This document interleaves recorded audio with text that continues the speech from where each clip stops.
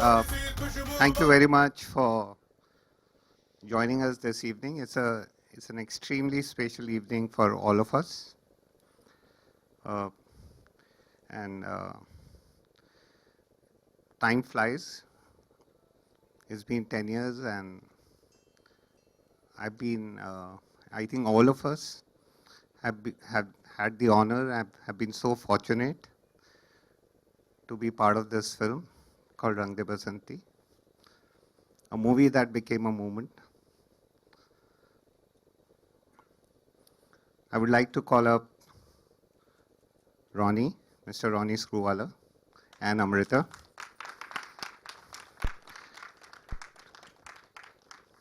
to share their thoughts with you. And I'll also request when we share our thoughts, I think we'll all have to step back because once the stage fills up. Rakesh, we want to first hear your thoughts before our thoughts start up. It all started with your thoughts before everybody else's thoughts start up. So we'll start with you. I had been rehearsing this all night yesterday, and now I can't say a word. I think I'll break down.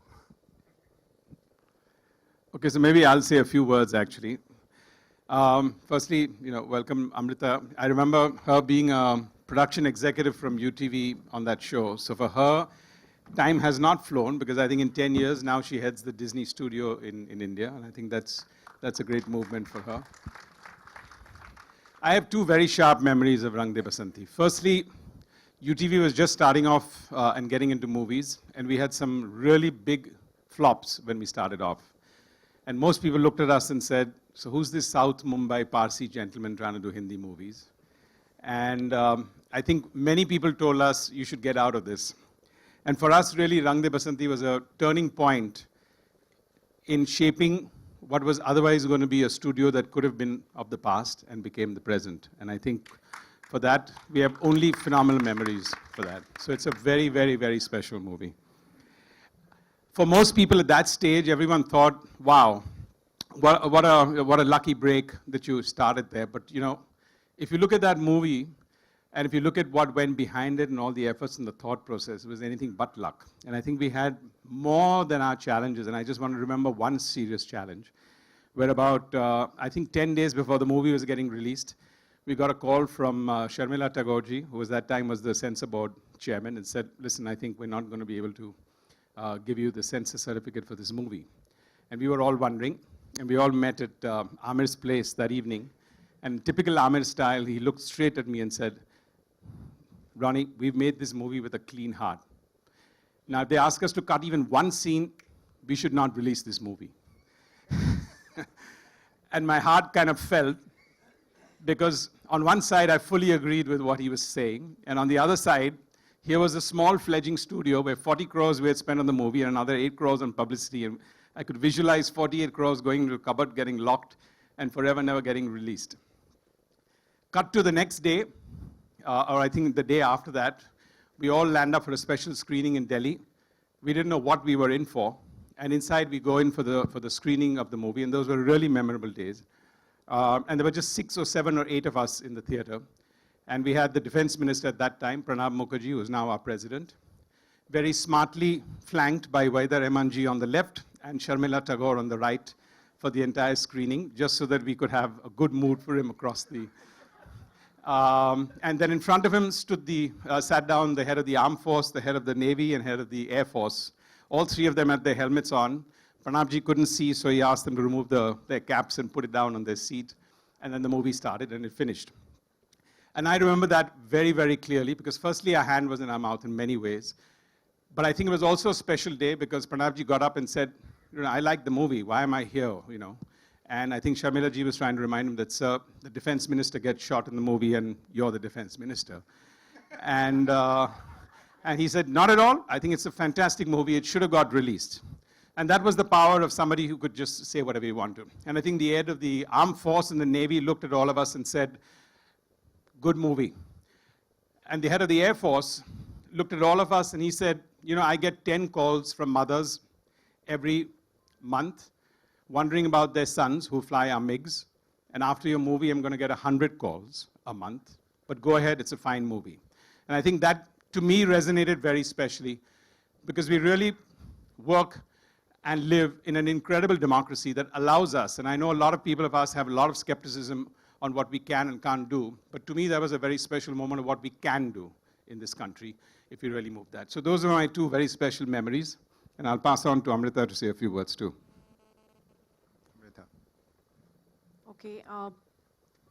Really, I mean, I'm very humbled to be here. I'm really representing Sid and, the company. Sid is not here. We're missing him today.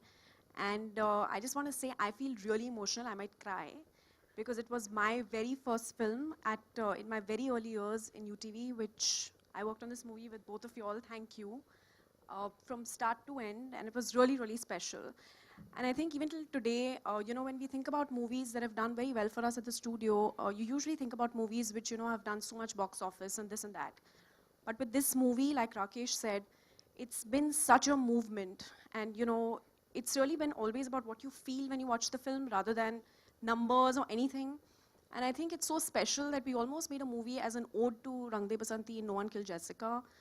Because, this movie really, like Ronnie said, shaped the DNA for the studio, shaped many of our careers.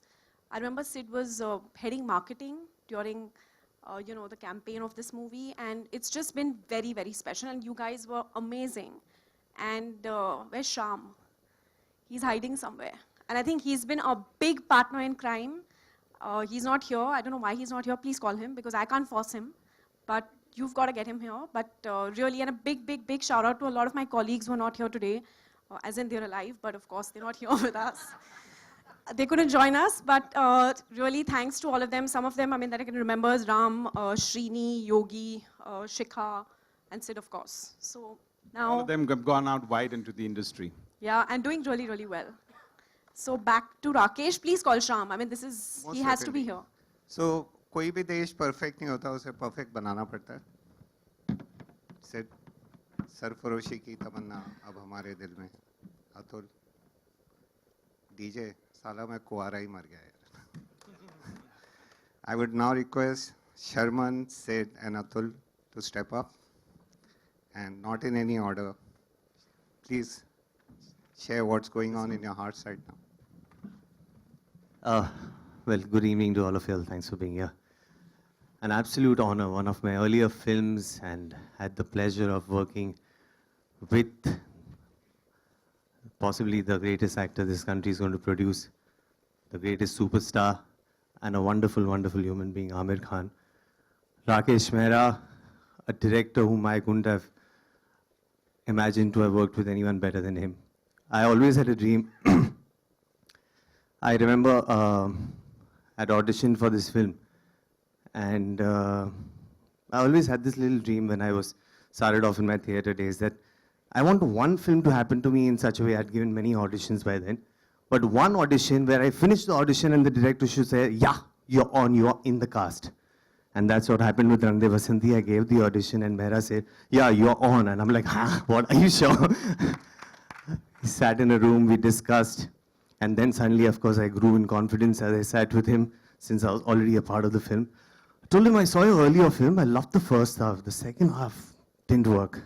So he tells me, don't worry, with this one, we'll work the second half also. So well, many more such fond memories, great friendships, great time on the shoot, off the shoot. Sid, a wonderful love-hate relationship that we shared. We shared the same makeup van, and there were days where we didn't talk to each other, and then of course days where we've had the best of friendship. Atul, who never liked me too much initially, but then he's in love with me. He's been very fond of me.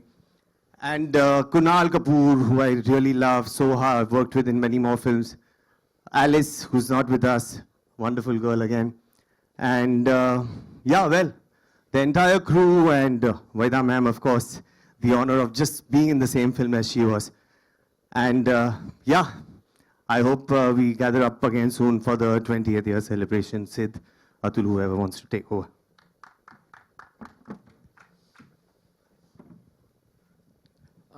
Good evening, everyone. For most of India, my identity is this film.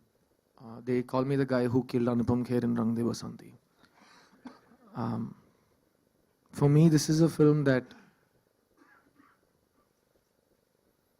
that I can't stop thanking the universe for giving me, because all of us come in with this misplaced belief that we will be here forever because we are vain and we are actors. And there are some films that actually fuel that, you know, feeling of invincibility by giving you a lifetime of identity. And for me, Rang De Basanti is, I'm really sorry, it's just two people for me. It's Mehra and Aamir. And this film could have been made with anybody else around Mehra and Aamir. And so thank you, Aamir. Thank you, Mehra, for giving us the opportunity to run with you guys, even before we knew how to walk. I believe Rang De Basanti kind of came at a time in Indian cinema where posterity will demand that it be remembered as a very important placekeeper in Indian cinema. I remember Aamir calling me on the day of the release. And am I allowed to say this? He said, Sid, picture nahi chal rahi yaar. I said, kya baat kar raha hai? Ha yaar, it's only working in the multiplexes. And then in the evening he said, no dude, it's working everywhere. And this was the film that started off multiplexes defining a big chunk of your business in this country. And I believe that if this film came today, it'll probably stem the rot of, you know, saying we made this many crores but actually not making either a good film or a film that made any money. This would be that film that would make 1 billion crores and it would still make a lot of sense. And people would still be proud that they saw it 5 times in the cinema. And for all the actors and technicians who are not here, you know. What is that line? What's that line, Amrita? And you've been saying, she's not with us. What do you mean? You know, for all the actors and technicians who are not in this auditorium today, we've all become a family, and you know, our genetic code is Rang De Basanti. And thank you so much for, you know, giving us this opportunity. And as far as my takeaway for the first few years of Rang De Basanti, I influenced a lot of young kids to start smoking. And it was a terrible influence. And I remember I used to smoke a lot during this film, especially because we were shooting, you know, lengthy takes and there was continuity. So I was always smoking a, you know, pack of Marlboro Reds. And I remember kids, when I went for the IIT screening, and they took me aside, and Ronnie and Rakesh and Maddie and everyone was on the other side. They took me to the other side in IIT Chennai and they said, sir, ek baar wo cigarette pee ke dikhao na, sir. So I said, don't ever say that to me again, but just for you. And I lit up a cigarette for them. And Sharman, Atul, Kunnu, Soha, Maddie, Wahida ji, all the actors in this film, A.R. Rahman, I had the pleasure of sitting and watching him do the background score of this film. And Rakesh Mehra and I used to go on bike rides at 3 in the morning in Chennai to free ourselves from, you know, any confusion so that we could be more awake when A.R. Rahman was playing the keyboard. And then my mother called and said, is Rakesh Mehra mad? How can you both go doubles without a helmet? So these were the kind of things we did. And हंसते खेलते बनी ये film, रोते रोते बनी ये film, देखते देखते बन गई और फिल्म और 10 साल हो गए यार. Thank you.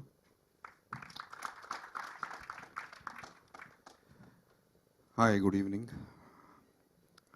जब ये फिल्म रिलीज हुई तो राकेश जी ने एक बात कही थी कि ये फिल्म अब हमारी नहीं रही, ये ऑडियंस की हो गई. और जब तक फिल्म्स ऑडियंस की नहीं हो जाती हैं तब तक वो 10 साल तक जिंदा नहीं रहती हैं. रंग दे बसंती in a true sense is audience's film. Basically, it became audience's film. Audience has kept it alive for 10 years. इसका जब पहला स्क्रीनिंग हुआ था और जब वो खत्म हुआ प्रसाद लैब में, हम लोग बाहर आए, तो मैंने कुनू से एक बात कही थी कि मुझे नहीं पता ये फिल्म चलेगी नहीं चलेगी, मुझे नहीं मालूम, लेकिन जहां कहीं भी ये फिल्म चलेगी, जिस किसी भी हॉल में, तो उस हॉल के बाहर मैं सीना तान के खड़ा रह सकता हूं, कह सकता हूं कि मैं इस फिल्म का एक हिस्सा हूं. I'll be very proud of this film. वक्त कहते हैं कि चीजों को या तो जिंदा रखता है या तो मार देता है। वक्त को हमें रंग दे बसंती की टीम को सिर्फ यही कहना है कि सरफरोशी की तमन्ना अब हमारे दिल में है, देखना है जोर कितना बाजुए का दिल में है। Thank you.